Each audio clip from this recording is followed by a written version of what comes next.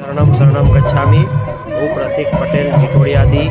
મારો પિતરી વયનો બહુ સારો અનુભવ છે અને અનુભવમાં કહું તો એવું છે કે જ્યારે મને ધંધામાં નાની મોટી તકલીફ પડતી હોય છે અને હું પરમજીને યાદ કરું તો એ ટાઈમે મને ધંધામાં એટલો બધો લાભ થાય છે કે જ્યારે ધંધો મંદો પડતો હોય ત્યારે હું પરમજીને યાદ કરીને ખાલી એટલું જ કહી દઉં કે આ મહિનાનો ધંધો થોડો વીક છે તો મને ધંધામાં થોડો બેનિફિટ રહે એવું કંઈક થાય એવું કંઈક કરજો.